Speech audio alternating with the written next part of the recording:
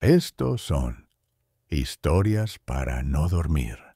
Suscríbete, dale like y activa la campana para no perderte ningún episodio.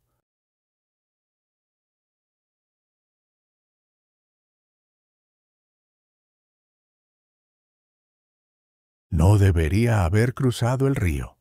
Había escuchado las advertencias de los ancianos, las historias que se susurraban sobre lo que dormía al otro lado, pero la curiosidad se enredó con mi impaciencia y me dejó avanzar sin detenerme del todo.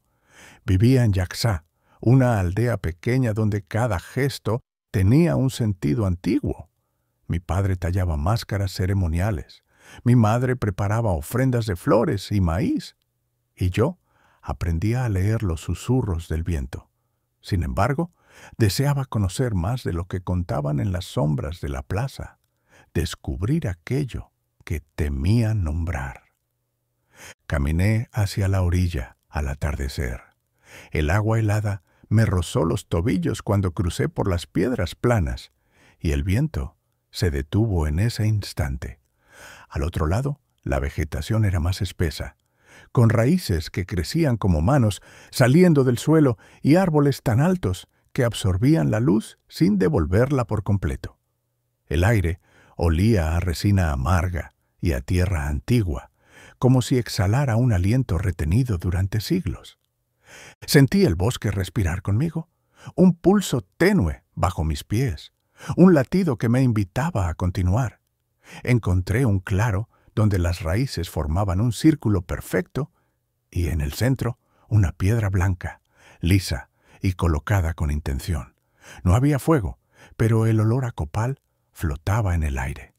Al tocar la piedra, percibí su tibieza interna y entonces escuché una voz sin sonido en mi mente. Yasun. No era mi nombre, pero lo sentí como propio. Corrí sin rumbo. El sendero se distorsionaba a cada paso, y entre la maraña de raíces vislumbré un montículo semienterrado. Piedras alineadas como dientes señalaban la entrada a un templo olvidado. Algo en mí sabía que no debía entrar, pero el eco de aquel nombre me impulsó hacia la oquedad oscura. Dentro, las paredes brillaban con un tenue resplandor rojizo, como si la roca palpitara desde adentro. Símbolos tallados cubrían cada superficie, formas circulares, lenguas ondulantes, ojos que sugerían vigilancia constante. En el centro reposaba un altar con una figura que parecía humana, recubierta de marcas negras que emergían como tinta viva. Tenía los ojos abiertos, fijos en nada y en todo al mismo tiempo. Comprendí que no era un cadáver, sino una ofrenda destinada a testificar algo que yo debía ver. Un zumbido agudo llenó mis oídos, emanando de los símbolos mismos. Una visión se deslizó en mi mente, una ciudad antigua de torres de obsidiana y hueso, sacerdotes con rostros cubiertos, un trono suspendido en el aire sobre el cual se sentaba una figura con 4 ojos y lengua de humo, sosteniendo una serpiente que contenía el mundo en su vientre. Sentí su nombre resonar dentro de mí, Itzamna. No era un dios distante, sino algo cíclico, algo que duerme y sueña con nosotros. Desperté fuera del templo, la tierra raspada en mis rodillas y la boca con sabor a polvo. Era de noche y no había estrellas. A lo lejos percibí una respiración ajena que llenó mi pecho de una calma extraña. Regresé por un camino que reconocí y al mismo tiempo no. El bosque se había reconfigurado, como si me guiara un impulso que no venía de mis pies, sino de mi interior. Al llegar al pueblo, todo parecía más pequeño. Las casas, los techos, incluso las voces se habían vuelto más bajas. Nadie preguntó dónde había estado y, cuando mi madre me abrazó, no mencionó mi nombre. Esa noche escuché susurros en una lengua que no conocía.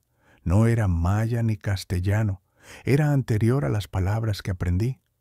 Comprendí que esas voces siempre habían estado ahí, pero solo yo las escuchaba ahora. Los sueños llegaron pronto. Caminaba sobre ciudades sumergidas, con cielos doblados hacia la tierra y figuras sin rostro, aguardando en cada esquina. A veces alguien hablaba en esa lengua antigua y luego aquello sucedía en la vigilia. La fiebre apareció al tercer día, con sudor, olor a ceniza y piel agrietada sin razón. Nadie vino a auxiliarme, como si el pueblo estuviera aislado del tiempo. Al despertar un día, noté que mi sombra había desaparecido. No me asustó, me sentí liviano, como si una carga hubiera sido liberada. Pero aquella noche soñé con el altar. La figura había desaparecido y en su lugar había una rendija en la piedra de la que escapaba un vapor oscuro. Entendí que no era sueño, sino un recuerdo que aún no ocurría. Al amanecer rojo, el pueblo se mostró en mutismo. Los perros enmudecieron, los pájaros callaron y el río bajó turbio. En la plaza, los niños me observaron en silencio hasta que uno, de no más de 6 años, se acercó y dijo: «Ya lo abriste, ahora no puedes cerrarlo». Comprendí sin preguntar. Esa noche caminé sin luz hacia el montículo. El bosque me permitió el paso sin resistirse, y al llegar encontré la grieta más amplia. El calor que emergía era casi humano. Me arrodillé al borde y sin pensarlo hablé en esa lengua desconocida, pronunciando un nombre que no aprendí, sino que surgió de mi interior: Itzamna. Con cada sílaba el mundo se detuvo. Hojas, insectos, viento, todo en silencio. Vi entonces lo que yace más allá del ojo y del cuerpo, el tejido que nos une, la memoria viva de la tierra, las formas que nos preceden y vendrán después. Supe que era testigo de algo vasto y antiguo. La grieta se cerró detrás de mí, pero no se fue del todo. Quedó sembrada en mi carne y en mi sangre. Ahora, cuando me quedo muy quieto y apago todas las luces, escucho su voz dentro del pecho. No es amenaza ni castigo, sino recordatorio. Yo abrí la puerta y la puerta me abrió a mí.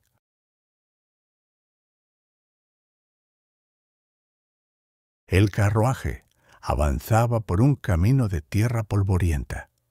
Al amanecer, el sol despuntaba tras los cerros, tiñendo de ocre los muros encalados de las pocas casas del pueblo de Santa Rosa.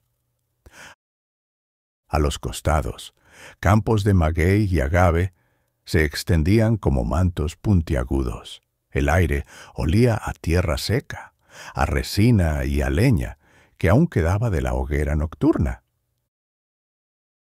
En la distancia se adivinaba la silueta de la pequeña iglesia, con su campanario modesto coronado por una cruz de hierro. Mateo del Valle era un joven artesano que había recorrido varios lugares para aprender técnicas de cerámica y tejido. Traía la impresión de que en Santa Rosa existía una tradición ancestral que no se enseñaba en los talleres de la ciudad. Había oído rumores sobre piezas de barro cuyas formas y símbolos parecían dotadas de un misterio antiguo. Iba acompañado por su amigo Esteban, un aprendiz inquieto y algo supersticioso que servía de asistente y cronista. Habían llegado la tarde anterior, hospedados en la pequeña posada del pueblo, una construcción de adobe con vigas de madera y techo de tejas rojas, donde rezumaba olor a café rancio y tortilla recién hecha. En la plaza, un puñado de lugareños conversaba en voz baja. Se detuvieron al verlos acercarse. Vestían ropas sencillas, faldas amplias, delantales, sombreros de palma y las caras curtidas por el sol. Un anciano, maestro alfarero local, llamado don Aurelio, salió de su taller con un gesto cauteloso. Les tendió la mano, sin prisa. «Bienvenidos a Santa Rosa», dijo con voz grave. «Espero que hallen aquí lo que buscan». Mateo respondió con cortesía, desplegando la carta de presentación que un comerciante de la ciudad le había facilitado. Don Aurelio asintió, casi sin mirar el papel, como si valorara las intenciones más que los avales. «Mañana iniciaremos con lo básico, pero antes conozcan bien el pueblo, las costumbres, el taller, la gente, y respeten las noches de vigilia que varios guardan en sus casas. Aquí hay tradiciones que no conviene ignorar». Mateo sonrió con confianza, sin terminar de entender la advertencia. Esteban bajó la vista y murmuró: «¿Costumbres? ¿Vigilia? ¿Qué guardan?». Mateo puso una mano en el hombro de su amigo. «Verás, esto es parte del encanto. Aprendamos con respeto». Después de acomodarse en la posada, cenaron tamales de elote y atole espeso. La conversación giró en torno a la próxima feria en honor a Santa Rosa de Lima, que empezaría en pocos días. Había puestos de artesanía, música y ceremonias al amanecer. Al acostarse, Mateo recordó un rumor. Dicen que hay técnicas antiguas, inacabadas, que solo se revelan a quienes la tierra elige. Sintió que esa frase definiría su destino. La mañana siguiente, el sol se filtraba dentro del taller de don Aurelio. Hileras de vasijas secas esperaban ser barnizadas o decoradas con pigmentos naturales. Esteban y Mateo aspiraban el aroma de arcilla húmeda y ceniza, mientras observaban al maestro moldear una pieza con manos hábiles, trazando símbolos extraños, líneas curvas que se entrecruzaban, pequeños surcos que recordaban raíces. Mateo preguntó por el significado. Don Aurelio guardó silencio un instante, luego murmuró: «Son patrones antiguos. Algunos dicen que representan senderos del inframundo, hilos de destino, pero se interrumpieron generaciones atrás. Nadie recuerda exactamente la fórmula completa». Esteban palideció. Mateo, en cambio, se inquietó con curiosidad. Esa carencia le parecía un reto: descubrir el resto de la fórmula, terminar la pieza olvidada. Don Aurelio lanzó una mirada reprobatoria. «Más vale que no intentes completarla sin saber a qué atenerte. Hay manos que modelan y luego escuchan voces». Durante el día recorrieron calles de adobe. Algunos artesanos tallaban madera, otros hilaban algodón teñido. En la iglesia, un par de fieles rezaba temprano. Un olor a copal flotaba cerca del altar. La anciana encargada de preparar los cántaros para el agua bendita advirtió en voz baja: «No toquen los cántaros de barro que han permanecido enterrados. Se usan solo en días señalados. Hay urnas cuya arcilla tragó el susurro de quienes ya no están». Esteban preguntó con cautela: «¿Susurro de quiénes?». La anciana respondió con melancolía: «De quienes hicieron pactos. Aquí se respeta la tierra y en ella se guardan recuerdos profundos. Algunas piezas no deberían desenterrarse sin permiso». Esa tarde, Mateo revisó unos fragmentos que don Aurelio le mostró. Pedazos de vasija rota, con decoraciones a medias. Sintió un cosquilleo en la nuca, como si alguien lo observase entre las sombras del taller. Al caer la noche, soñó con una mujer de rostro difuso que tejía barcas de barro en un cerro. Una voz le susurró su nombre y le mostró la forma de la vasija completa, con símbolos contorsionados. Repasó mentalmente los símbolos faltantes. Escuchó un murmullo en la noche: «Termínala, conclúyela». Al despuntar el alba, el pueblo bullía de actividad. Se montaron puestos alrededor de la plaza, cerámicas tradicionales, tejidos bordados, dulces de calabaza, atole y pan casero. Músicos afinaban guitarras y jarana. El repique de tambor marcaba un ritmo ligero. Las campanas de la iglesia repicaron para misa. Procesión breve con velas encendidas y cantos en español y lengua local. Mateo participó con reverencia. Observó la mezcla de rituales. Después de la misa, don Aurelio lo condujo a una capilla lateral donde había piezas protegidas por tela. Mostró un fragmento parcial de una vasija, arcilla densa, vetas oscuras y símbolos casi borrados. Hace décadas intentaron completar esta pieza. Alguien talló un símbolo de protección, pero nunca ocurrió el final del rito. Desde entonces se hacen ofrendas para evitar que lo inconcluso aflore.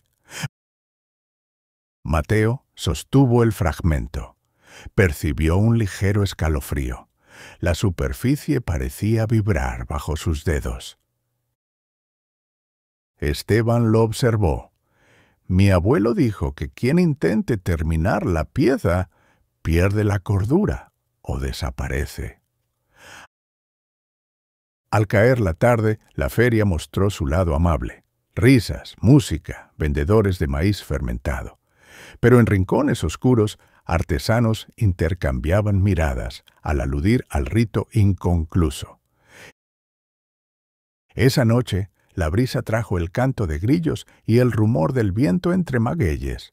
En la posada, Mateo escuchó un murmullo. «Termina el hilo. Quédate». Sintió la llamada con intensidad. Esteban advirtió.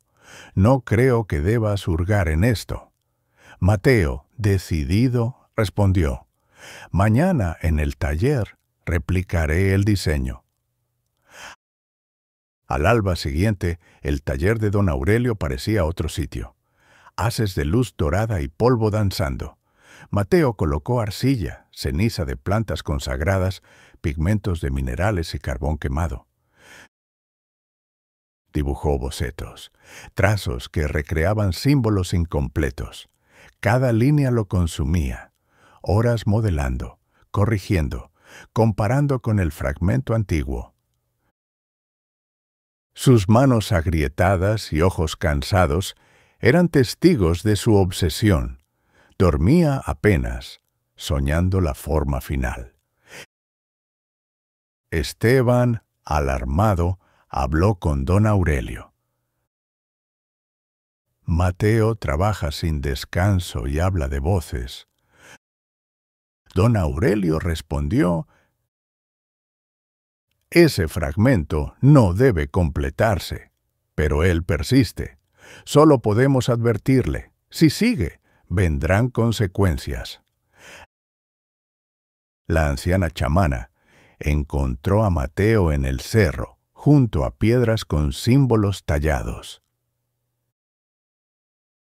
¿Quieres realizar el rito para terminar la vasija? Él asintió. Ella advirtió. La tejedora de sombras no perdona hilos sueltos. Si la pieza se concluye, algo de ti quedará atado. El pueblo deberá sostener el pacto. ¿Aceptas? Mateo respondió. Lo que sea. La chamana explicó. La ofrenda silenciosa llevará su nombre durante la verbena y, al cierre de la feria, enterrará la vasija al pie del altar en el cerro. Mateo sintió una extraña calma. Creía que obtendría renombre. Ignoraba que la tradición lo transformaría. La feria alcanzó su cenit. Música, bailes, risas y tambor. Mateo escapó del bullicio al taller. Don Aurelio y Esteban auxiliaron. Moldearon la vasija definitiva con símbolos, evocando memoria ancestral. La arcilla vibraba bajo sus dedos, respondiendo a un eco antiguo. sudor en su frente, respiración rítmica. El tambor distante resonaba como un latido. Cuando la pieza estuvo completa, un murmullo surgió del barro. La lámpara de aceite parpadeó. Esteban retrocedió, temeroso. Don Aurelio señaló: «Llévala al cerro. Procede sin demora». Salir con la vasija fue atravesar un velo. El aire se sentía más denso. Las risas quedaron atrás. Solo crujir de ramas y canto de grillos. La anciana chamana aguardaba en el altar improvisado. Encendió copal y murmuró invocaciones. Depositó la vasija en un hueco preparado, símbolos apuntando a cielo y tierra. Sintió un estremecimiento, un latido profundo, como el corazón de la tierra respondiendo. La tejedora emergió, contornos difusos, sombra y polvo de arcilla entretejida con raíces y hilos de luz tenue. No tenía rasgos definidos, pero su presencia era sobrecogedora. Un viento atravesó el cerro, sumiendo todo en silencio sepulcral. La tejedora habló en la mente de Mateo. El hilo se cierra. Sé parte del tapiz. Don Aurelio intentó una plegaria inversa, pero el ciclo no admitía retrocesos. Esteban gritó, pero la conciencia de Mateo se disolvió en la arcilla. Cuando la luna se ocultó, el silencio regresó. El ritual había concluido. Al amanecer, la feria tenía un aire distinto. La comunidad reunió rumores. Mateo había desaparecido. No quedó rastro de él ni de la vasija. La tierra la reclamó. Don Aurelio y la chamana guardaban silencio. Algunos afirmaban que la arcilla y la esencia de Mateo se fundieron con el cerro. Esteban creyó que su esencia habitaba la vasija sepultada. La feria se conmemoró con rituales cautos. Los talleres guardaron fragmentos incompletos, mostrando solo bocetos sin detalles precisos. La historia se susurraba. No cierres hilos que no te pertenecen. Esteban decidió quedarse en Santa Rosa, trabajando el barro mientras a veces escuchaba un susurro leve. Termina el hilo. Quédate. Pasaron los años.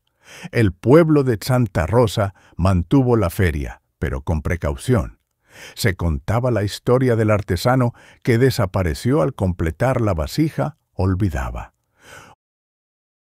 Un siglo después, visitantes llegaban, investigadores, coleccionistas, curiosos. Muchos renunciaban a investigar los símbolos prohibidos. Sin embargo, algunos oían murmullos en el viento entre magüeyes. El hilo espera, ¿te atreves a completarlo? Si alguien decide terminarlo, la tejedora reclamará su cuota, pues en Santa Rosa cada fragmento guarda un hilo suelto, y la figura que teje destinos nunca olvida los nombres que cierran el círculo.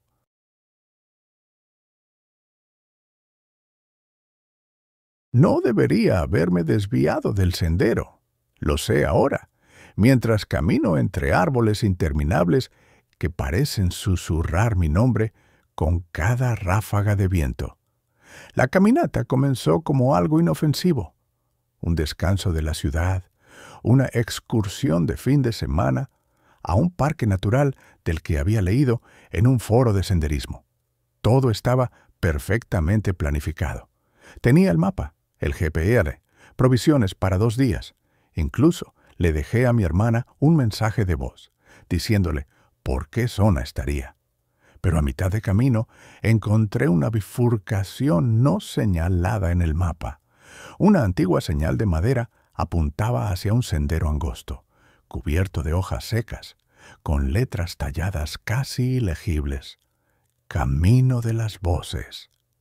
Pensé que era un número curioso, una ruta secundaria, tal vez más salvaje. Me dejé llevar por la curiosidad. Error. El sendero no tardó en cerrarse sobre mí.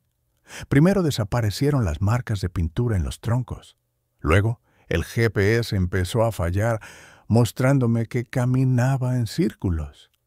Cuando el sol empezó a caer, comprendí que me había adentrado demasiado. Y aún no sabía lo peor. Intenté no entrar en pánico. Saqué el móvil, pero la cobertura era nula. Ni siquiera podía enviar un mensaje de texto. Pensé en regresar por donde había venido, pero los árboles, juro que los árboles habían cambiado. El sendero ya no estaba. No había huellas, ni ramas rotas, ni marcas.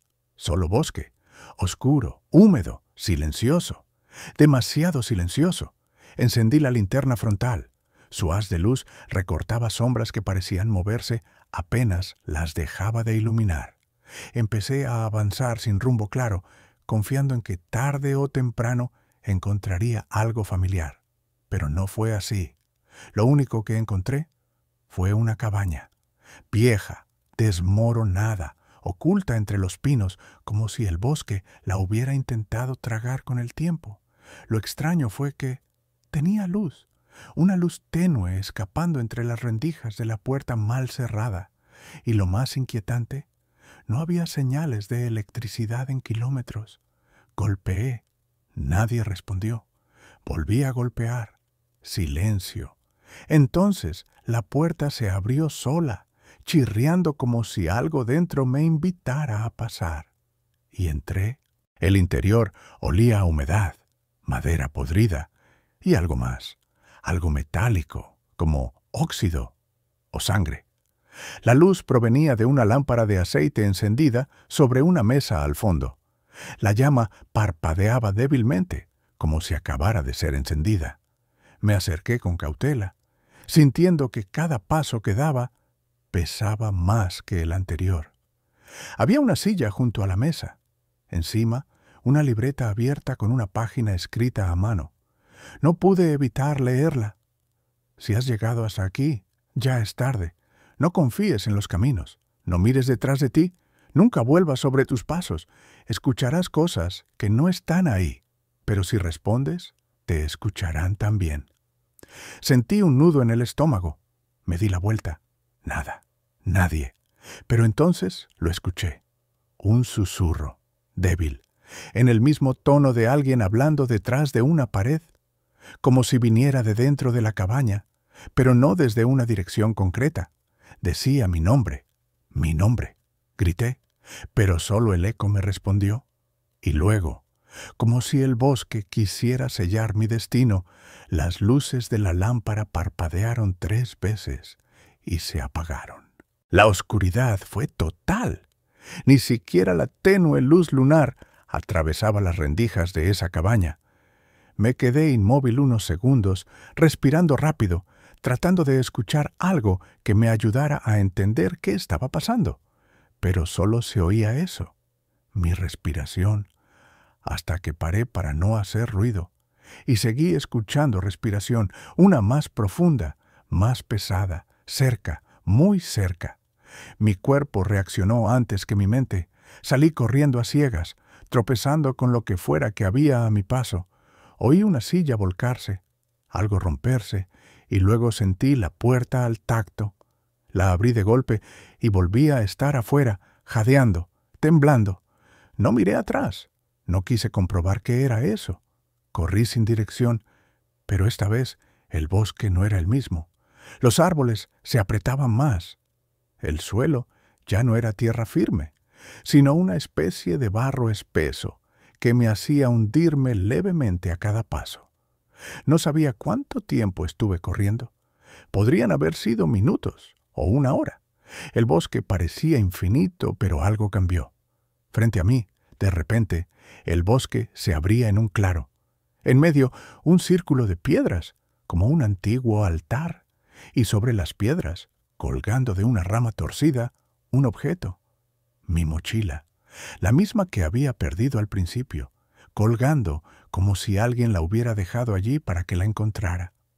Me acerqué, dudé, claro que sí, pero el frío, el cansancio, la desesperación, todo me empujaba hacia ese lugar.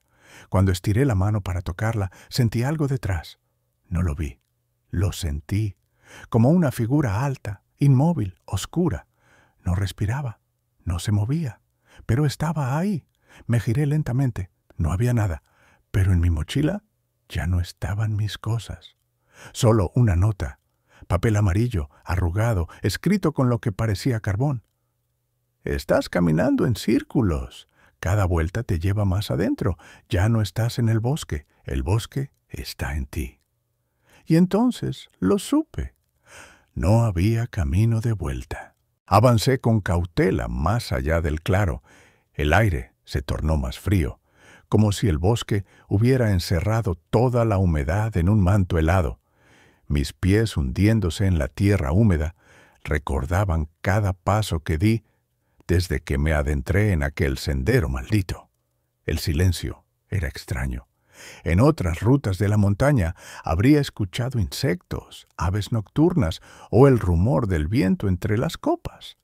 Aquí nada se movía excepto yo. Pensé en volver a la cabaña, por absurda que fuera la idea. Al menos allí había refugio, aunque fuera fugaz. Sin embargo, la sensación de que el bosque cambia su forma me disuadió. Iba a tropezar con algo inesperado. Volver atrás podía significar regresar a un lugar que ya no existía de la misma forma. Mis manos temblaban al apretar la linterna frontal. Cada haz de luz encontraba troncos retorcidos, raíces como venas ancestrales, hojas secas que crujían con un sonido seco, punzante. Recordé la nota: el bosque está en ti. Me costaba entenderlo, pero sentía cómo mis propios miedos cobraban vida a mi alrededor. Creí oír un murmullo, quizá mi propia voz, repitiendo palabras que no dije. Me detuve, prendí el móvil para comprobar la hora.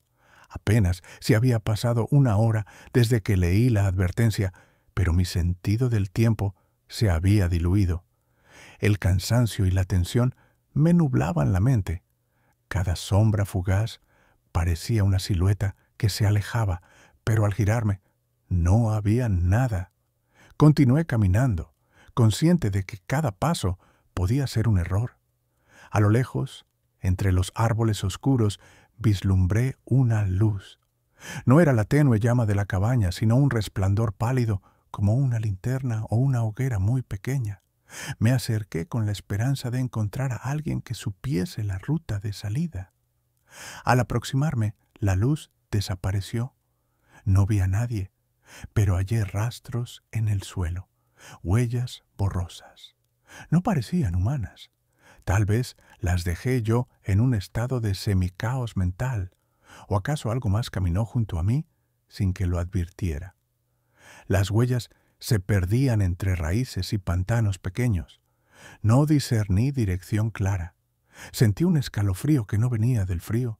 Me di cuenta de que llevaba demasiado tiempo sin comer ni beber apenas. Abrí la mochila que pendía vacía en el altar de piedras.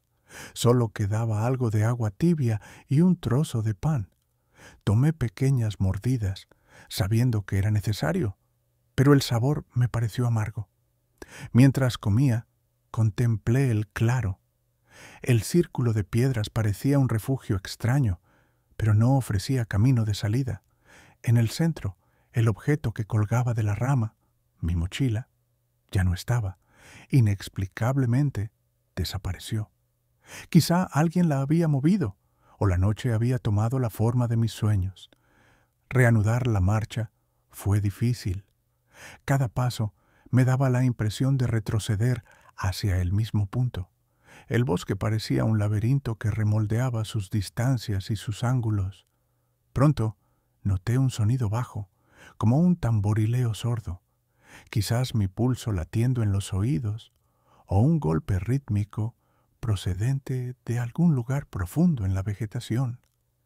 Me detuve para escuchar. El silencio retornó, pero el tamborileo persistía solo en mi cabeza. Me pregunté si estaba al límite de la cordura. Avancé con la linterna apuntando al suelo, evitando mirar demasiado hacia los laterales, como si así esquivara la presencia que creía sentir a mi lado. A cada instante, el haz de luz encontraba símbolos grabados en la corteza, cruces largas, círculos incompletos, líneas entrelazadas. No recordaba haberlos visto antes. ¿Los tallé yo en un trance anterior? ¿O alguien lo hizo para advertir a otros? No hallé patrones claros, pero había una dirección sutil. Todas las marcas parecían orientar hacia el este, donde el bosque parecía menos denso. Seguí ese impulso, aunque sabía que la intuición podía traicionarme. El terreno cambió. De pronto, pasé de suelo firme a una especie de barrizal que absorbía cada pisada. Mis botas se empaparon, mis piernas se volvieron pesadas. Quise retroceder, pero me hundí más y más. Entonces noté que algo avanzaba detrás. Pasos lentos en el barro, crujidos acompasados a los míos. Miré hacia atrás con la linterna y no vi forma alguna, solo oscuridad densa y raíces retorcidas. Sentí que mi nombre revoloteaba en el viento, un susurro cercano. «Víctor». No hablé. Respiré con cuidado para no delatar mi miedo. Pronto el barrizal cedió a un terreno más firme. Llegué a un arroyo estrecho. El agua corría con un murmullo suave. Al mirarme en la superficie, vi mi reflejo pálido. Pero algo no encajaba. Mis ojos estaban hundidos, mi piel más demacrada de lo que recordaba. ¿Llevaba tantas horas aquí? No había forma de saberlo. Crucé el arroyo con precaución, mojándome los pies y sintiendo el frío calar. Al otro lado, el bosque se inclinaba hacia una colina suave. Allí creí divisar una antena pequeña, un poste, algún vestigio de civilización que mi GPS no marcaba. Un atisbo de esperanza. Subí la ladera con esfuerzo. El resplandor de la linterna iluminó un pequeño refugio de cazadores. Una choza rústica de troncos y paja vieja. Al entrar, la madera crujió y el olor a humedad me envolvió. Dentro había restos de fogata apagada, una vieja lata de comida oxidada y sobre un banco, objetos que reconozco. Mi gorra, mi chaqueta empapada, mi mochila abierta con mis provisiones desperdigadas. Todo estaba allí, pero parecía dispuesto como una exhibición. Mis pertenencias expuestas, como si alguien o algo las hubiera colocado frente a mí para que las encontrara de esta manera teatral. Un nudo me apretó el pecho. Busqué rastros adicionales, huellas, señales de que alguien me observaba. Encontré pisadas apenas marcadas en el barro alrededor de la choza, pero no distinguí si eran mías o de otra persona. Noté algo escrito en la madera interior, con punta de cuchillo. «No puedes marchar. No hay retorno». La frase estaba fresca, como si la hubieran grabado poco antes de mi llegada. La desesperación creció. Quizá el bosque no dejaba ir a quienes tomaban aquel sendero. Quizá las voces y las sombras habían preparado este momento para arrastrarme más profundo.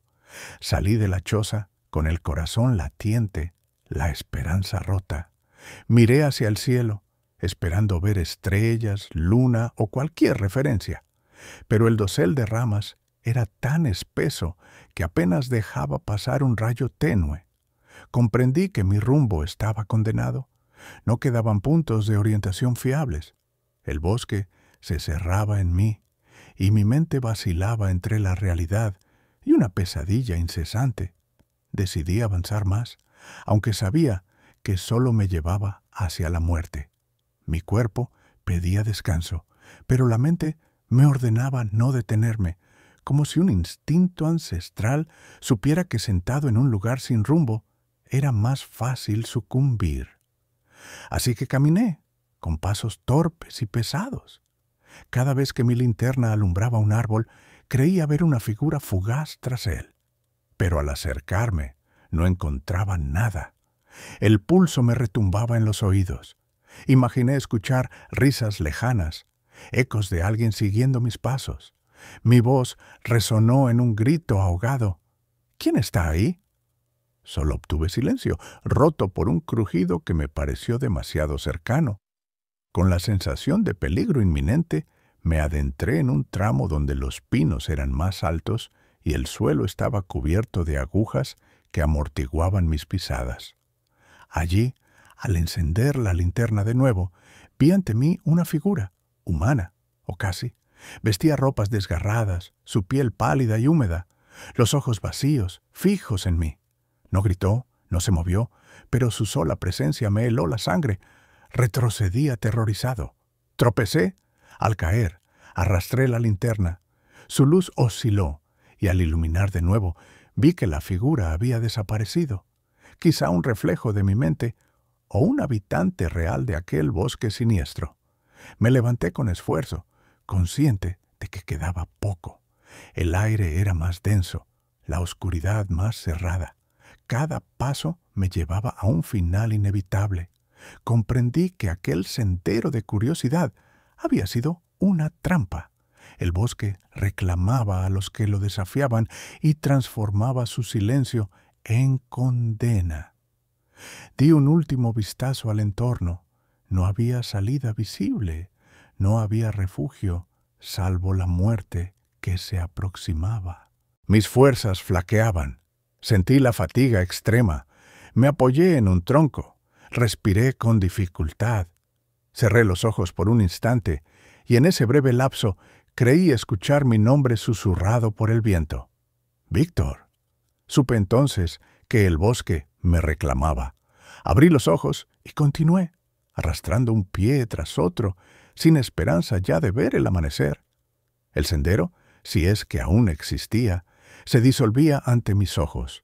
Avancé un paso más, y todo quedó en silencio. El bosque estaba en mí, y el final era inevitable.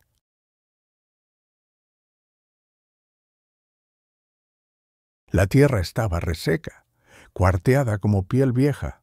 Los mezquites, torcidos y espinosos, parecían haberse tragado el tiempo. Apenas y se escuchaban chicharras. El polvo levantado por la camioneta se alzaba en el aire como un suspiro viejo. Mateo llevaba casi 3 horas manejando sin señal.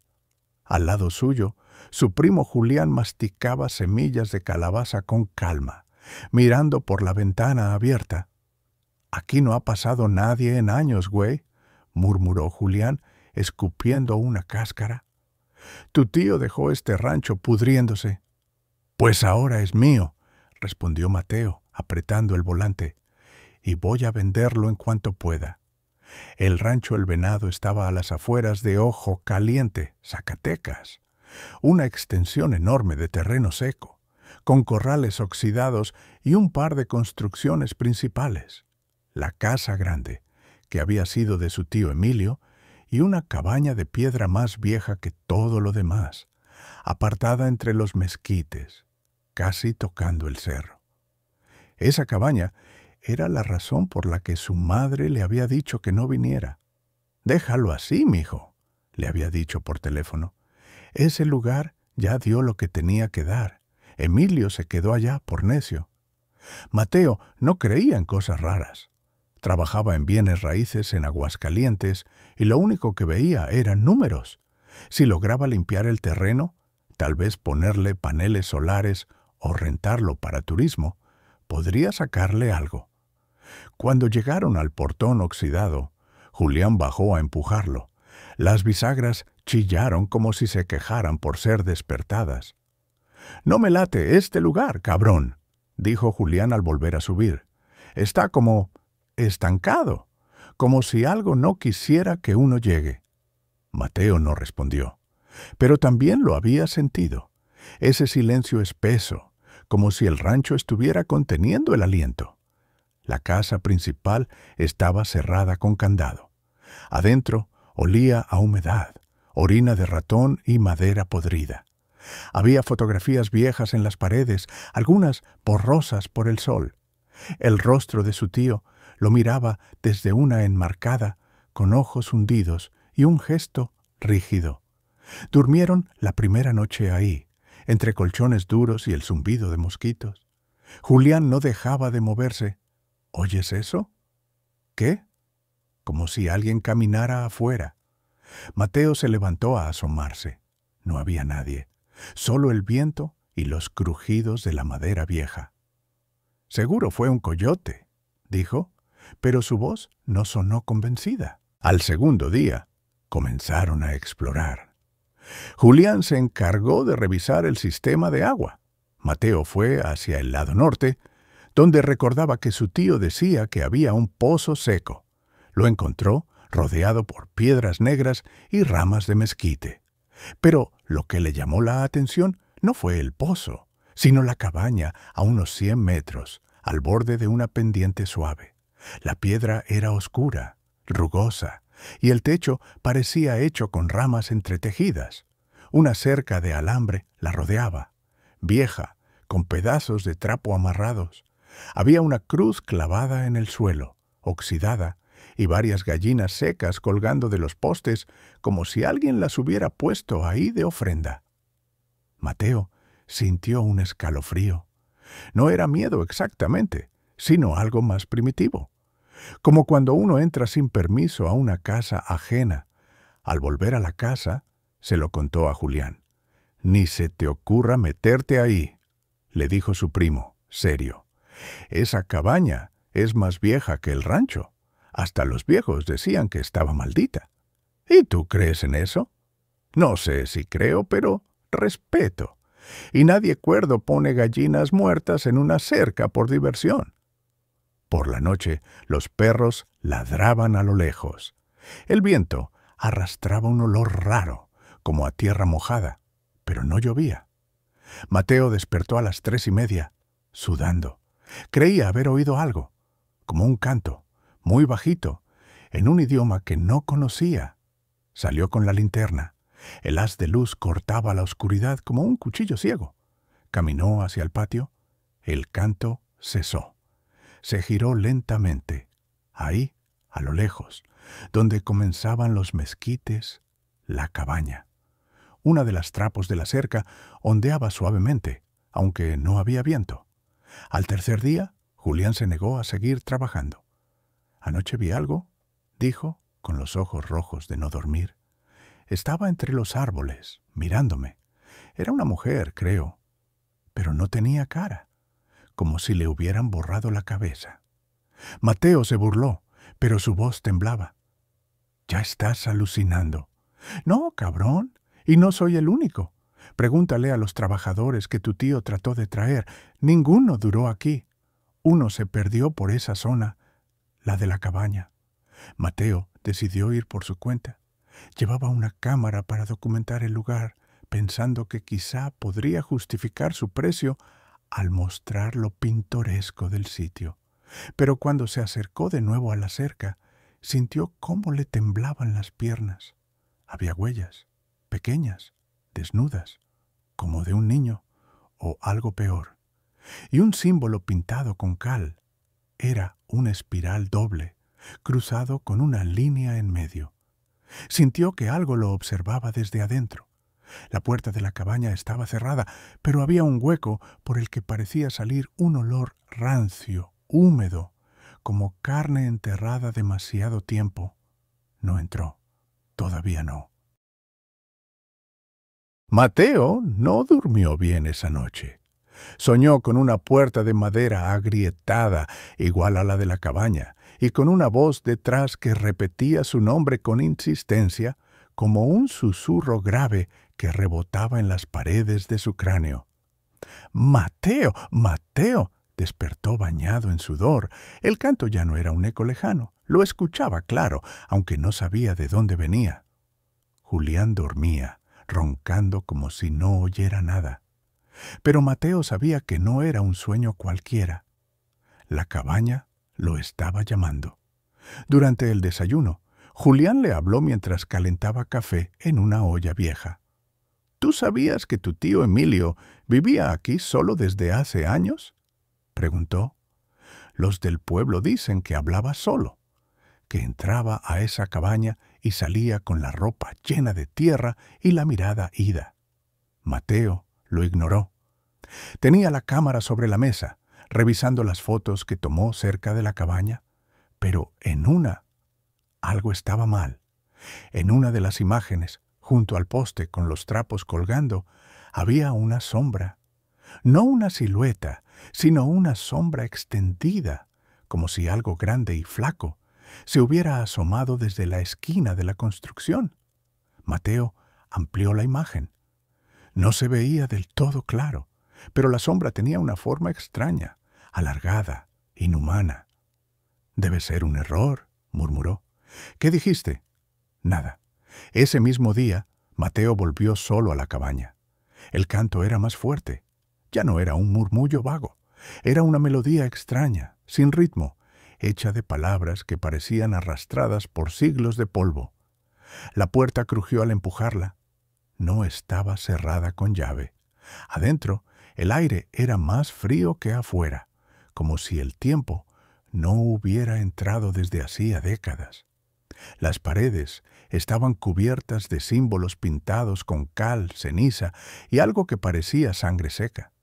Había huesos pequeños atados con hilo colgando del techo, piedras negras formando círculos sobre la tierra apisonada, y al fondo, un hueco, una trampilla abierta en el suelo con una escalera de madera que bajaba. Mateo se agachó. Un hedor fuerte le subió por la garganta, obligándolo a retroceder. Pero algo lo hizo detenerse. Sobre la pared junto a la trampilla había una palabra escrita con carbón: «Quédate». Cuando volvió a la casa, Julián lo esperaba con cara de preocupación. «¿Dónde chingados estabas?» «Fui a la cabaña». Julián lo empujó contra la pared. «¿Estás pendejo? Te dije que no te metieras ahí». Mateo lo empujó de vuelta. «Ya basta con tus cuentos. No hay nada ahí. Solo cosas viejas. Ritos de campesinos ignorantes. Supersticiones. ¿Y si no lo son? ¿Y si esa cabaña guarda algo que no deberías mover?» Mateo lo miró con los ojos inyectados. «Ya no eres mi niñera, Julián. Este lugar es mío. Y voy a descubrir qué escondía mi tío». Esa noche no cenaron juntos. Al día siguiente, Julián ya no estaba. La cama revuelta, pero sin señales de lucha. La camioneta seguía afuera. Sus botas también. Mateo buscó por todo el rancho. Gritó su nombre entre los árboles. Revisó el pozo, los corrales, los establos vacíos. Nada. Regresó a la casa, temblando, y al abrir su mochila encontró algo que no había visto antes. Un cuaderno viejo, cubierto de polvo y con el nombre Emilio, escrito en la portada. No recordaba haberlo guardado. Lo abrió con las manos temblorosas. Entradas del diario. 12 de octubre. Soñé con ella otra vez. Siempre me llama desde abajo. Dice que debo abrir más, que aún no es suficiente. Los sacrificios no han calmado la tierra. Algo se mueve allá adentro. Tizi 9 de octubre. Los peones no quieren volver. Dicen que oyen voces en la noche. Yo también. Pero ya es tarde. Ya empecé. Ya hice el hueco. Ya estoy atado. 3 de noviembre. El primer venado no bastó. Ni las gallinas. Tuve que usar al muchacho, el que se perdió. Grité, pero ya no soy dueño de mí. La cabaña no permite retroceder. Mateo cerró el cuaderno. Su tío había estado haciendo sacrificios. Algo o alguien le pedía abrir ese hueco. La trampilla, el canto, la palabra escrita en la pared: «Quédate». El rancho entero era un ancla para algo enterrado, algo que exigía atención, comida, obediencia. Y ahora estaba solo. Mateo volvió a la cabaña al anochecer, esta vez con lámpara, cámara y una cuerda amarrada a la cintura. Bajó por la trampilla. El aire era denso, saturado de humedad y un hedor que lo hacía toser. Bajó 6 escalones, luego 8, 10. El túnel era estrecho. Había raíces por las paredes. A medida que bajaba, el canto se volvía más claro, más hermoso, como un arrullo hecho de voces femeninas. No se detuvo. Llegó a una cámara de tierra húmeda. En el centro, un altar de piedra. Sobre él, algo que no sabía si era un cuerpo o una figura tallada. Tenía forma humana, pero sin ojos, sin boca, sin rostro. Y aún así, emitía sonido. El canto salía de ahí. Y a su lado, una sombra, la misma que había visto en la foto, alta, alargada. Sus miembros eran delgados como ramas secas, pero terminaban en puntas agudas, como lanzas negras. Se movía sin tocar el suelo. Mateo gritó, pero la sombra no lo atacó. Solo se acercó y le susurró al oído una frase, clara, directa, en un castellano antiguo que aún podía entender. «Ahora es tu turno». Mateo despertó tendido sobre la tierra húmeda, con la boca llena de un sabor a hierro oxidado. No recordaba haber perdido el conocimiento. La lámpara estaba apagada, la cuerda cortada y la trampilla cerrada desde arriba. Pero no estaba asustado, no del todo. Lo más extraño era que no sentía prisa por salir. Había algo reconfortante en el murmullo que seguía latiendo dentro de la cueva. Ya no era un canto, era un latido, como un corazón palpitando dentro de la tierra. Y ese latido estaba sincronizado con el suyo, uno por uno, como si compartieran sangre. Logró subir por una raíz gruesa que colgaba del techo y salió de nuevo a la cabaña. El sol se colaba por las rendijas. Afuera era de día, pero dentro aún parecía medianoche. La sombra se había ido, el altar también. Mateo caminó hasta la casa principal. Sus pasos eran lentos, como si estuviera aprendiendo a moverse de nuevo. En su cabeza las voces seguían. Ahora decían palabras nuevas. Repetían nombres antiguos: Ixbalanque, Popol Vuh, Nahual, ofrecimiento. No sabía qué significaban, pero cada vez que los escuchaba, algo en su cuerpo se estremecía de placer. Esa tarde no comió, tampoco bebió agua, no sentía hambre. En cambio, se sentó frente a la cabaña y empezó a escribir. Tomó el mismo cuaderno donde su tío había dejado sus notas y comenzó una nueva entrada. No entiendo por qué tenía tanto miedo. Ahora veo lo que Emilio vio. Esto no es castigo, es permanencia. Es conocer lo que está debajo, lo que no muere. Aquí no hay tiempo. El mezquite nos guarda. Y lo que duerme bajo la tierra también me habló. Ya no soy visitante, soy parte. Después de escribir, se acostó en el suelo de tierra. La sombra volvió a aparecer en la entrada de la cabaña, como si cuidara su descanso. Y Mateo, sin abrir los ojos, murmuró: «Estoy listo». Los días pasaron, aunque Mateo ya no los contaba. No salía del rancho, no respondía llamadas, no volvió al pueblo. Los animales empezaron a morir sin explicación. Primero fueron las gallinas, luego los perros callejeros que deambulaban cerca. Nadie los enterraba. Se quedaban tirados junto al alambrado, con el cuerpo seco, como si el sol no los tocara. Nadie se atrevía a entrar. Una semana después, llegó la policía con un par de familiares que Mateo no conocía bien. Golpearon la puerta. No hubo respuesta. Forzaron la cerradura. La casa olía a tierra húmeda y cera quemada. Las paredes estaban cubiertas con símbolos nuevos, tallados a cuchillo. En el comedor, sobre la mesa, había un cuaderno abierto con una última entrada escrita a mano. «Soy tierra. Soy carne del mezquite. Ya no tengo nombre. Emilio me abrió la puerta y yo soy la bisagra. Nada se cierra, todo se hunde. Lo que duerme, ahora respira. Lo que escucha, ahora canta. Lo que canta, ahora come». En la última página había un dibujo, la figura del altar con el cuerpo sin rostro.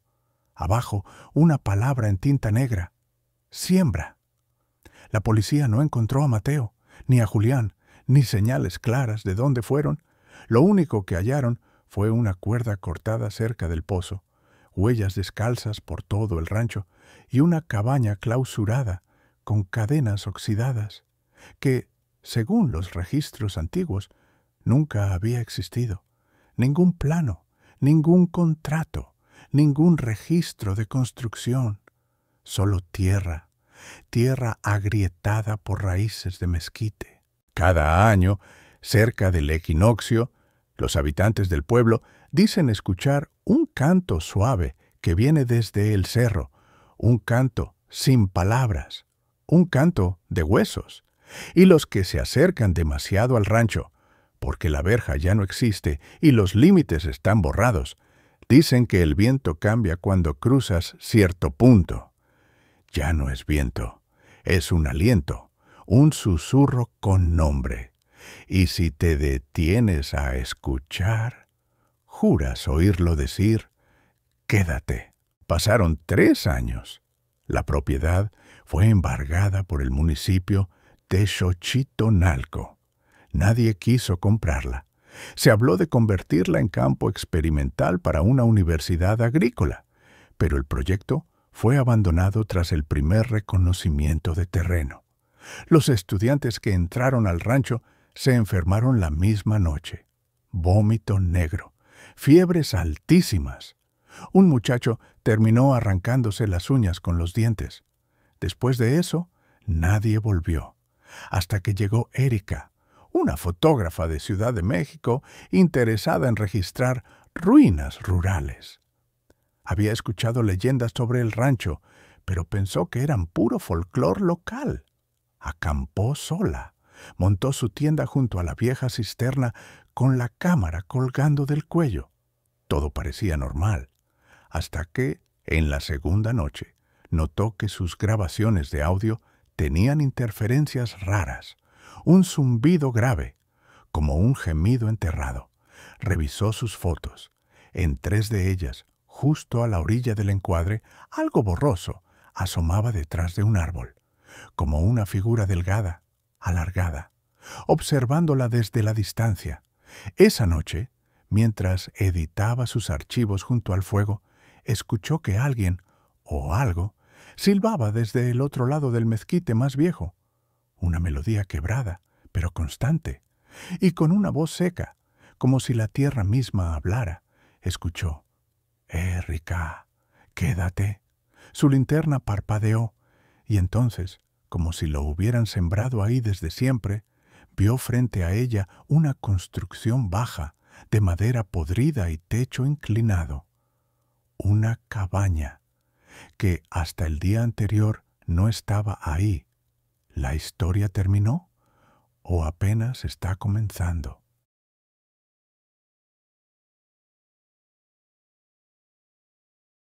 Estos son historias para no dormir. Suscríbete, dale like y activa la campana para no perderte ningún episodio.